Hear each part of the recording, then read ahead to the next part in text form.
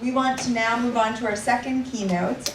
So we are extremely excited to have Terah Lyons here. She will now be getting mic'd up a second time, I hope.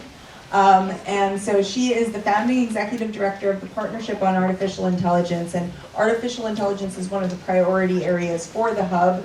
We'd love to see more work in this space. And so we're excited to have her tell you a little bit about that work. In the interim, I'll let you know that all of our projects are now officially online at aspentechpolicyhub.org. So the team that just presented has an awesome white paper and a bunch of infographics that will enable you to actually walk through the work. We've also already, Steve's website is already up and running, so there's lots of cool opportunities for you to actually engage with the stuff they're producing. And so please help us get the word out. So hopefully in just a second, Terah will be ready. Awesome. And the mic is there. So Terah, thank you so much for being here, and take it from here. Thank you. Thank you so much for having me, Betsy, and congratulations to the entire class of Tech Policy Fellows who are, I don't know if graduation is the right word for this occasion, but it's welcome to the dance, as Nicole put it. So in light of that, I was asked to kind of speak about the importance of AI to technology policy as a sort of set of questions and challenges in the moment in which we exist right now, and then also to sort of talk more generally about the importance of technology policy as work. So I thought I'd start with the latter and kind of ground part of this discussion in personal experience, especially given that some folks in the room may feel like you are newer to the field of tech policy. So if that's true of you, then think of this as sort of a personal account directed towards you. So what I'm about to share may seem to sort of run counter to the very popular and very rightfully so narrative that has sort of caught fire in the tech field, especially in the tech industry, that you need to really diminish the amount of hubris you approach the work with. And that's something Nicole referenced that I think is really important. I'll get back to that in a minute. So for a second, we're going to engage in a confidence building exercise. And it's not in conflict with that value. And I just want to state that. So I think the one kind of takeaway I want you to leave this room with is that you are all experts in one form or another in this field. And I want everyone to just sit with that for a moment and breathe it in, if that's how you think about things. And the reason why I think that's important is because I work for an organization called the Partnership on AI, as Betsy mentioned, and we were started by some of the leading researchers in the AI and machine intelligence field, and also a group of public interest advocates, all of whom are really interested in ensuring that the outcomes driven by AI technologies are for the benefit and not the detriment of humanity and the full inclusion of everybody. And I respect the hell out of the founders of our organization and the network of incredible experts that we work with every day, some of whom are people that have like multiple PhDs and whom are toiling in their specific corner of this ecosystem to make the world a better place. The funny thing about it, though, is that none of us, and I really mean that when I say it, have ever quite really done this before. And I think that speaks to the humility point that Nicole mentioned. Surely, I think some of us have done versions of it. So there are tech policy veterans, for example, who helped shape early internet governance or who've considered privacy issues since the dawn of privacy as a value. There are technology experts who literally built the internet, especially here in Silicon Valley in our midst, and people who helped build modern platform companies that are critical to everything that we do every single day as technologists, and people who just exist on the internet. But the particular challenges presented by the movement in which we find ourselves right now, sort of at the intersection of social justice and rights, government service delivery, and citizen trust in public institutions, technology development, and much, much more, calls for a renewed generation of advocates, policy experts, and advisors really looking to tackle problems for this new era. And we talk a lot internally at the partnership about what expertise really entails. We work with a lot of people who have PhDs, like I said before, and some who have no degrees at all, who are experts of a different form. And I think the takeaway for me from that experience has been that the technology policy road is very long and full of imposter syndrome, which I just want to name and talk about because I don't think we do that enough. And this field is both about having done your homework, which I'll talk much more about in a couple minutes. And indeed, sometimes that requires expertise in the traditional form. But also, it's deeply about practice. And I mean that in several ways. Practice insofar as meaning of the word that's related to practitioner, applying knowledge in real world in situ, and delivering real outcomes by that. And also in the sense of like soccer practice, to be honest, or practicing the piano, because there's nothing quite like actually doing the damn thing to make you the expert that I'm talking about. And we need much more of those types of people. So I think the message here is roll up your sleeves, and we're so lucky to have you because honestly, the bench is not long enough. And there's a lot of work to be done. So I want to talk a little bit more about that work.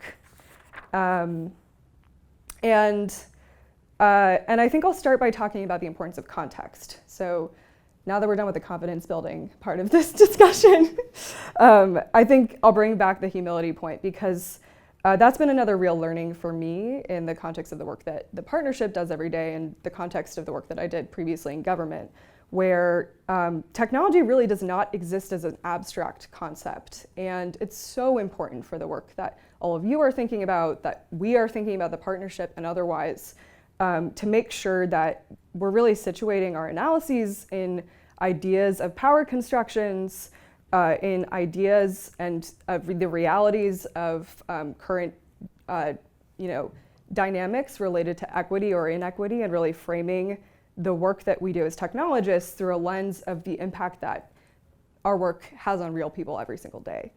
And there's a quote that I actually don't have in front of me right now, so I won't be able to perfectly describe it, but we talk a lot about words that Brian Stevenson, some of you may be familiar with him as the founder of the Equal Justice Initiative, write about in his biography, Just Mercy. And he talks a lot in that book about the importance of proximity to problem setting.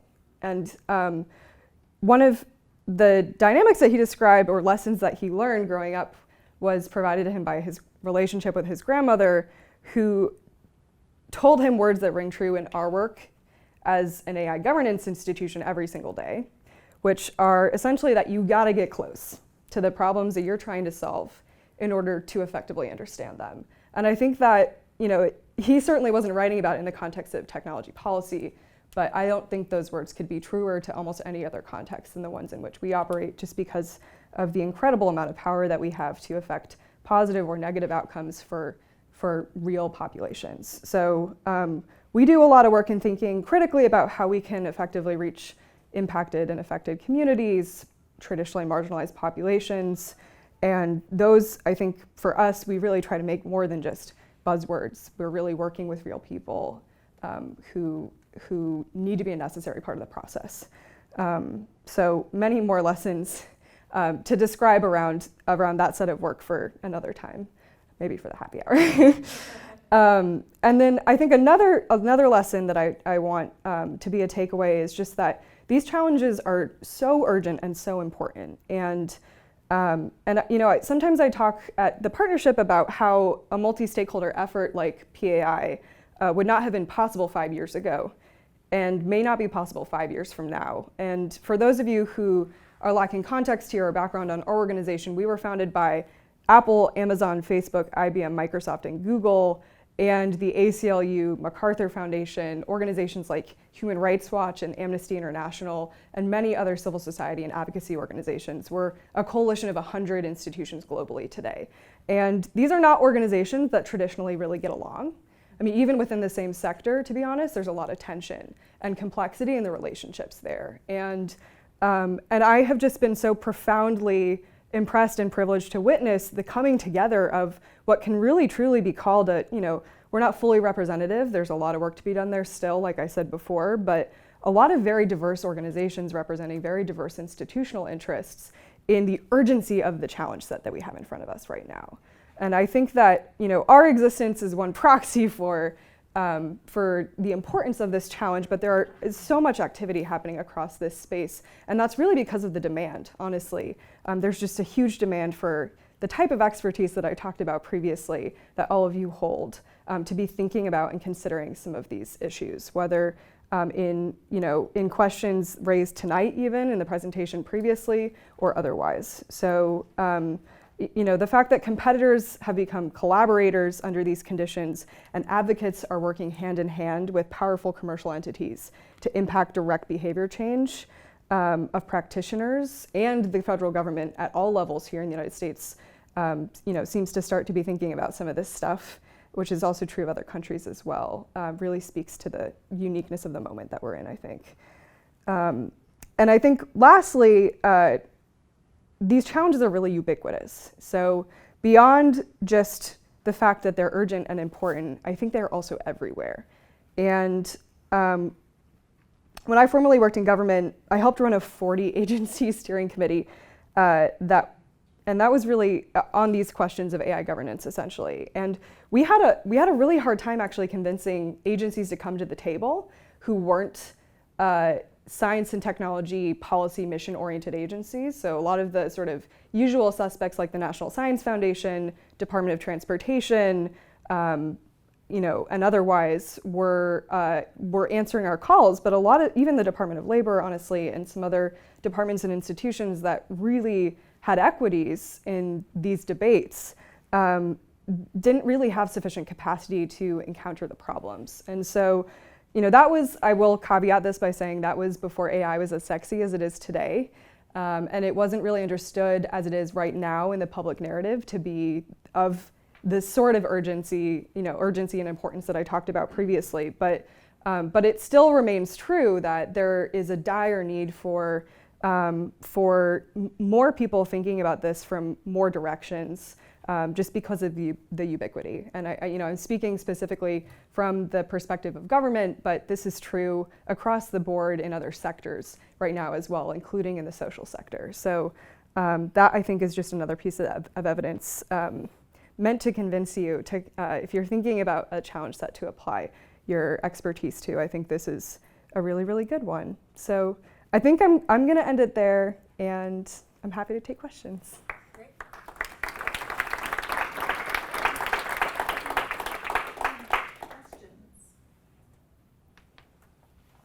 Who's coming? I can take that. Yeah. Oh, I see. Thanks so much for your awesome conversation. I really love the work that you're doing in partnerships on AI. I'd love to hear a little bit more about this concept of ethics washing. I think that's something that a lot of people are concerned about with large tech companies who are making most of their revenue out of personalized advertisements, such as Facebook and Google. And I'd love to hear a bit more about what you're doing around certification, auditing, making sure that these tech companies are actually doing good things around their data practices, versus potential, is this just talk, or are they actually walking the walk around initiating privacy by design, data protection by design? What kinds of auditing and certification are we doing of these tech companies who are involved? Yeah, great question. So I think if I could extrapolate from your question for a brief moment, I think a lot of what you're getting at is this question of accountability, ultimately.